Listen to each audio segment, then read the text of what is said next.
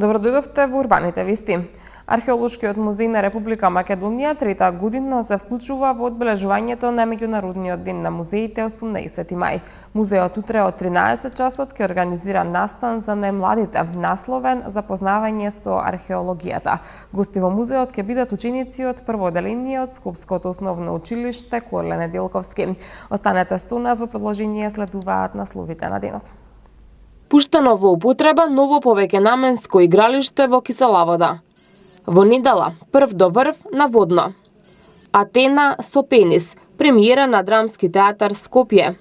Почнува 17-тото издание, прозорец кон италијанскиот филм. На СОС телефонот на детската амбасада меѓаши најчесто пријавувани кршење на правата на детето во бракоразводна постапка и семено насилство. Во општина Киселавода е пуштено во употреба повеќенаменско игралиште за фудбал и кошарка. Покрај учениците во вечерните часови игралиштето ќе може да го користат и останатите граѓани. Децата од скопската населба Припор добија простор за спорт и рекреација. Во кругот на нивното основно училиште Круме Кипески беше пуштено во употреба ново модерно повеќенаменско игралиште за фудбал и кошарка. Игралиштето за часовите по физкултура ќе го користат учениците, а попладне во него ќе може да се рекреираат сите жители на населбата. Ќе се модернизираат и старите и дотраени училишта низ Македонија. Реконструкцијата на 26 училишта ќе почне оваа година, а планирано е да се изградат и 4 нови, од кои 3 во Скопје. Досега изградени беа 74 нови училишта, а осовремени над 400. Вкупната инвестиција е 50 милиони евра. Согласно програмата на Агенцијата за млади и спорт, досега изградени се околу 270 спортски објекти, 37 спортски сали, 50 фудбалски игралишта и 71 повеќенаменско игралиште, 89 тениски терени, 11 фитнес зони, а во моментов се градат уште 16 спортски објекти. Љубителите на театарот во петок во 20 часот ќе имаат можност да присуствуваат на уште една премиера во Драмскиот театар. За ова подолу во вестите, а во продолжение. Трките во планинско трчање, планински велосипедизам, друмски велосипедизам, како и традиционалниот пикник на целта кај врвот, ќе се одржат во недела во рамки на најголемиот планински спортски настан прв до врв. Во недела на 21 мај ќе се одржи петото издание на најголемиот планински спортски настан во регионот прв до врв 2017 на водно. Омилениот настан на скопјани и оваа година во програмата ги има трките во планинско трчање, планински велосипедизам, друмски велосипедизам, како и традиционалниот пикник на целта кај врвот, по завршувањето на трките на која е предвидена музичка програма и церемонија на прогласување на победниците. Стартовите на трките се закажани во 9 часот и 45 минути кај музеот на град Скопје за велосипедистите и во 10 часот кај основното училиште Кочо Рацин за оние кои ќе се надпреваруваат во трчање и планинарење. Пријавувањето за учество е се уште отворено преку веб страната www.prvdovрв.mk. Регистрираните учесници ќе можат да ги подигнат своите стартни пакети во петок и сабота на плоштадот Македонија, а оние кои доаѓаат од другите градови и држави, истото ќе може да го сторат и во недела на денот на трката од 8 до 9 часот кај основното училиште Кочо Рацин. Настанот го организира Сдруженијето за спорт и рекреација прв до врв во соработка со градот Скопје и со поддршка на деловната и општествената заедница. Љубителите на театарот во петок во 20 часот ќе имаат можност да уживаат во уште една драмска премиера на Драмски театар. Комедијата Атена со пенис во режија на Синиша Евтимов се очекува да ги сруши сите рекорди на гледаност. Драмски театар Скопје во петок на 19 мај од 20 часот премиерно ќе ја изведе представата Атена со пенис, сценска адаптација на истоимениот роман на Александар Русјаков во режија на Синиша Евтимов. Текстот се занимава со деградација на општествените, семејните и културните вредности. Во фокусот е средовечниот Виктор Велков, самоповикан гуру на турбо-фолк сцената. Според режисерот Евтимов, представата е примарно комедија, но има и елементи на драма, стрип и на други жанрови. Очекува хит представа за која ќе има голем интерес од публиката. Навистина едва чекам да дојде публика и да ја гледа представата, нестрплив сум да дојде премиерата. Мислам дека направивме нешто посебно за кое ќе се бара карта повеќе во драмскиот театар. Обично моето чувство не ме лаже за вакви работи. Повеќе слојна е работата, значи може да се гледа и као тотално безсмислена комедија, така она слепстик комедија, така во која што работите се случуваат само за да бидат смешни. Меѓутоа ако се погледне подлабоко, може ладно да се чита и као политичка сатира. И авторот на текстот Александар Русјаков очекува голема гледаност на представата, а тоа се должи на неговата доверба во режисерот и од тоа што го сработиле актерите.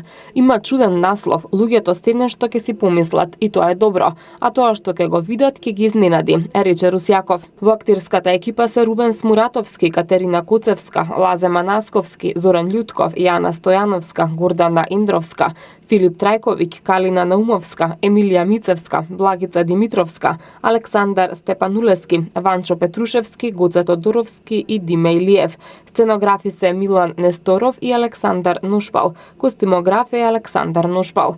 Атена со пенис ќе биде трета премиера на драмскиот театар во оваа година, по поставувањето на Франкенштајн и Венецијанскиот трговец. Според директорот на драмскиот театар Скопје Роберт Велјановски, ова ќе биде значајна представа за драмски театар и како што рече, дел од историјата на драмскиот театар Скопје. Директорот информираше и за предстојните гостувања на повеќе фестивали во Македонија и надвор од неа. Работеле и со Синиша и со Александар Русјаков околу конфликтот на интереси. Никогаш во животот не сум работел ниту со Синиша, ниту со Александар Русјаков. А ќе видиме дали ќе работам. Инаку, она што од моја позиција во моментов можам да го кажам, дека ова е една од продукциите кои што многу лесно сум ги сработел во мојов сега веќе 4 годишен мандат. Значи, една од најлесните продукции со Синиша, нека биде тако сака и комплимент, многу лесно се работи. Што е многу позитивно во смисла на енергијата се усмерува на вистинското место, не се троши енергија за едноставно непотребни нешта. Тоа би било околу представата. Јас на крајот само сакам да ви информирам за следните случувања во драмски и околу драмскиот театар. Како што знаете, објавена е селекцијата за Македонскиот театарски фестивал Војдан Чернодрински. Ние на 9 јуни гостуваме во Прилеп со представата Венецијански трговец. На 24 играме на Шекспир фест во Битола. Во термините помеѓу 27 јуни и 4 јули поканети сме на Шекспир фестивалот во Нови Сад, Ќортановци, со представата Венецијански трговец. Говорена е представата Јов да игра на регионален фестивал кој што треба да се одржи во септември, регионален фестивал на најдобрите продукции од регионот.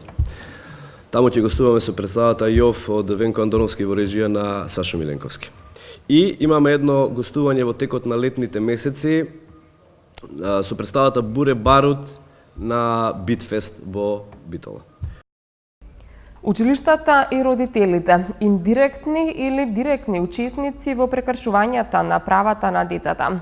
Останете со урбаните вести и ќе дознаете повеќе за оваа тема. А во продолжение следува.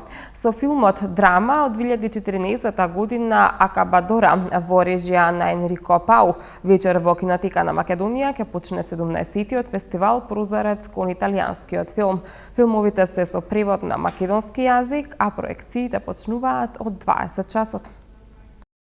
Со драмата од 2014 година Акабадора во режија на Енрико Пау, вечер во Кинотека на Македонија ќе почне 17-тиот фестивал Прозорец кон италијанскиот филм.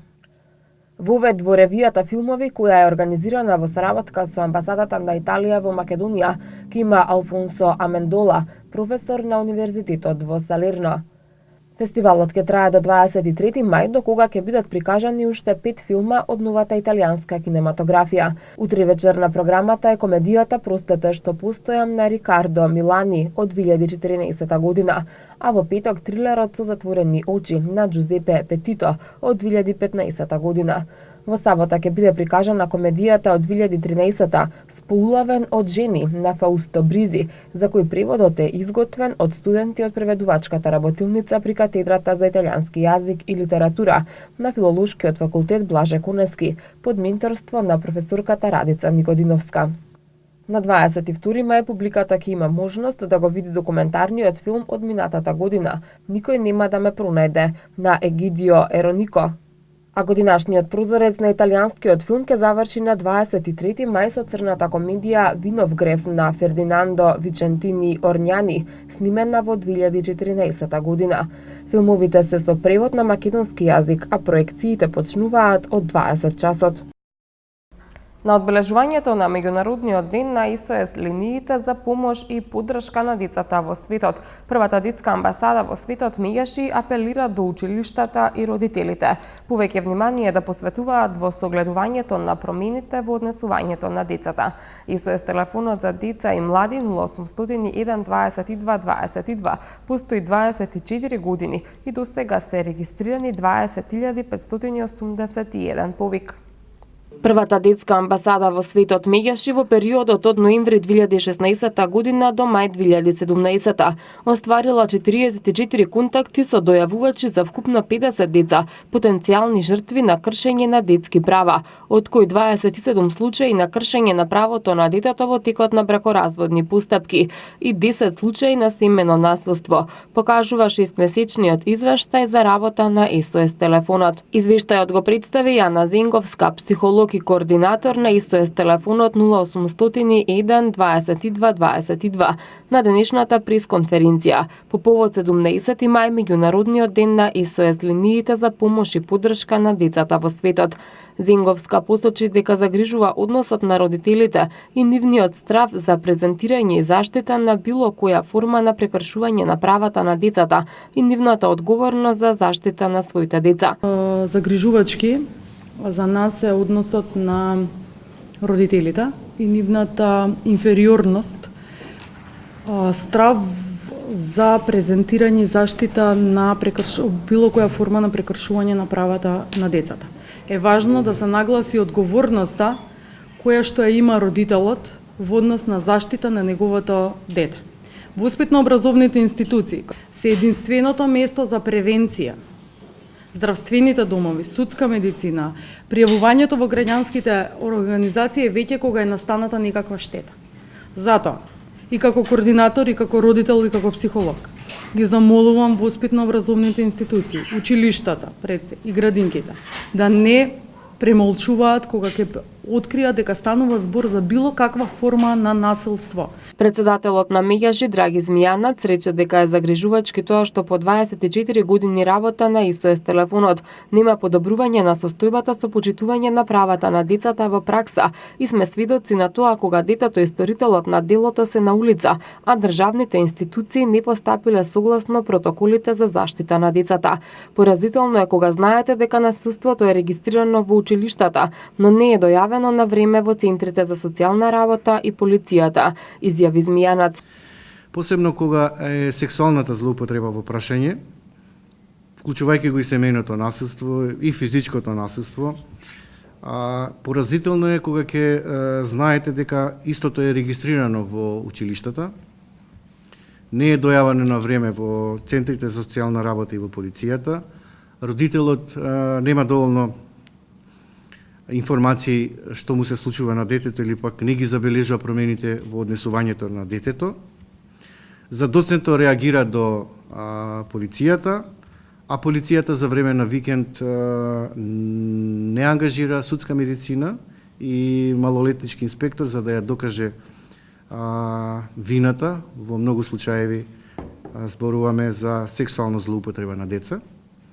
Во последно време од постар малолетник на помал малолетник и се пролонгира до судска медицина 5 или 6 дена од настанувањето на случајот и ние сме сведоци на еден таков третман во државата кога детето и сторителот на ова кривично дело се на улица, а државните институции не постапиле согласно протоколите за заштита на децата кога се жртви на сексуална злоупотреба.